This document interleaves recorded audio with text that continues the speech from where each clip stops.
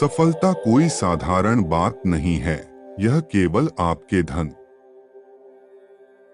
और भौतिक संपदा की प्राप्ति के द्वारा निर्धारित नहीं की जा सकती। सफलता का अर्थ इससे कहीं अधिक गहन है। यह केवल आपकी आंतरिक शांति और मानसिक नियंत्रण की उस मात्रा से आंका जा सकता है जो आपको हर परिस्थिति में प्रसन्न रहने के योग्य बनाती है। वही सच्ची सफलता है। सफलता और सुख का रहस्य आपके भीतर है।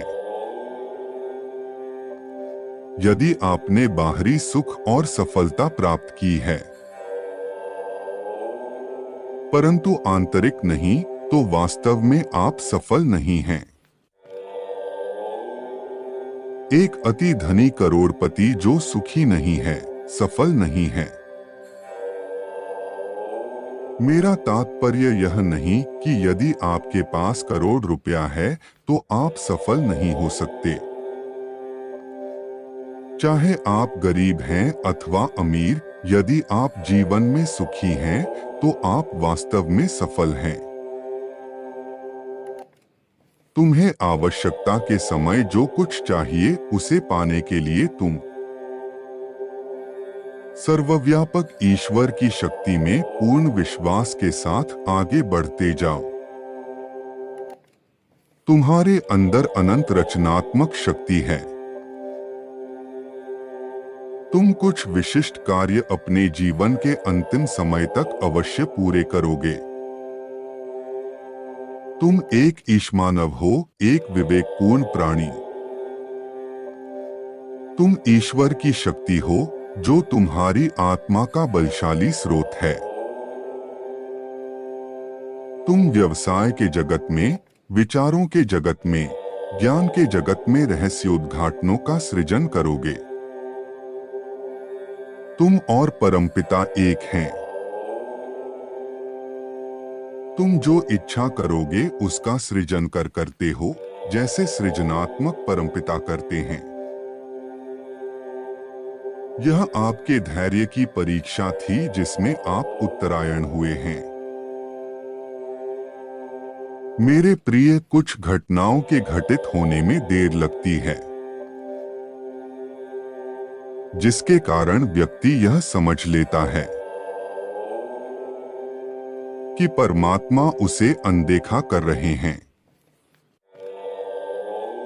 वैसे जो ईश्वर पर विश्वास करता है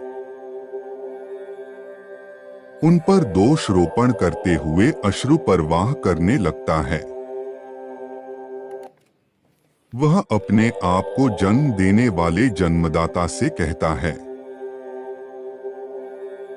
आप मुझे दुख में देखकर प्रसन्न हो रहे हैं। क्या निर्माता कभी अपनी बने वस्तु को तोड़ना चाहेगा? क्या आप अपनी ही संतान को दुख देकर प्रसन्न हो सकते हैं?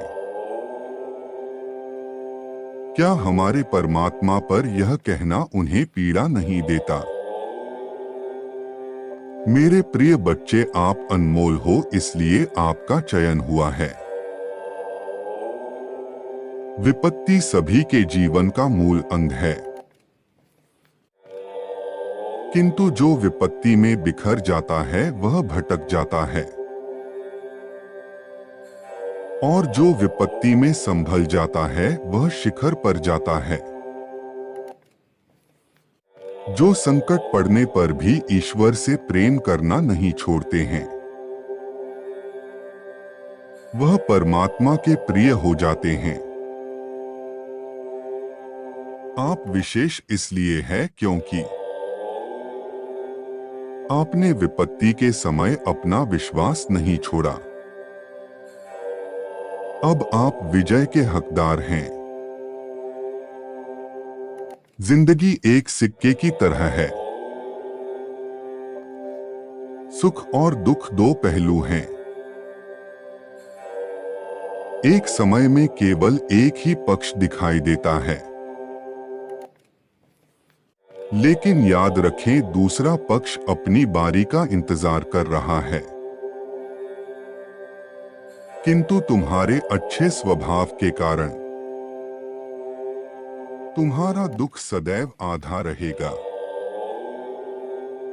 यदि तुम अपने मन में किसी के प्रति बुरा सोचोगे तो मेरे बच्चे, याद रखना, तुम्हें भी कुछ बुराइयों का सामना एक न एक दिन करना होगा। बुराई को बुराई से खत्म नहीं किया जा सकता है। घृणा को सिर्फ प्रेम द्वारा ही समाप्त किया जा सकता है। यह एक अटूट सत्य है मेरे बच्चे। किसे उसके कर्म की क्या सजा देनी है, ये तुम मुझ पर छोड़ दो। वर्ष का अंत आपके जीवन का सार रूप सिद्ध होने वाला है। यहाँ आप उस कार्य की नींव रखने वाले हैं जो आपके जन्म का उद्देश्य है और आपकी इच्छाओं के पूरा होने का कारण बनेगा। आपकी सफलता बहुत बड़ी होने वाली है, किंतु उस सफलता और धन को अपने मस्तिष्क पर हावी मत होने देना, क्योंकि आपको आध्यात्मिक उन्नति की ओर जाना है। क्या आप खुद को परम लक्ष्य के लिए घोषित करते हैं? क्या आप सहायक श्रृंखला का हिस्सा बनने को तैयार हैं? यदि हाँ तो कहे, हे प्रभु, मुझे आपके सारे विधान स्वीकार है। मैं आपसे प्रेम करना नहीं छोड़ सकता। सभी को खुशी और आध्यात्मिक उन्नति प्रदान करें। ऐसा कहते हुए उस दिव्य प्रकाश को अपने हृदय में उतरने दे, जो आज आपको पूरी तरीके से नवीन ऊर्जा से भर देगा और आप चमत्कार के साक्षी बनेंगे। तुम्हारा मुझ में विश्वास देखकर मैं बहुत प्रसन्न हूं। तुम्हारी आस्था का यह परिणाम है कि मैं तुम्हें परेशानियों से बचाने का प्रयास करता हूं। मेरे बच्चे, मैं तुम्हें समय समय पर मार्गदर्शन देता रहूंगा। तुम्हें मेरी द्वारा दिए हुए संकेतों को समझकर आगे की योजना पर कार्य करना होगा।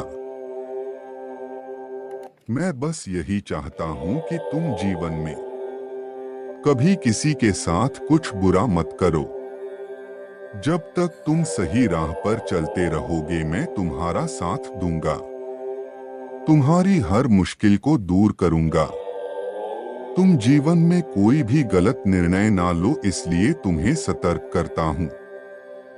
मेरे बच्चे, तुम निडरता से आगे बढ़ो। समझदारी से अपनी योजनाओं को सफल बनाओ और मेरा आशीर्वाद तुम्हारे साथ सदैव रहेगा। तुम्हारा कल्याण हो। खुश रहो मेरे बच्चे।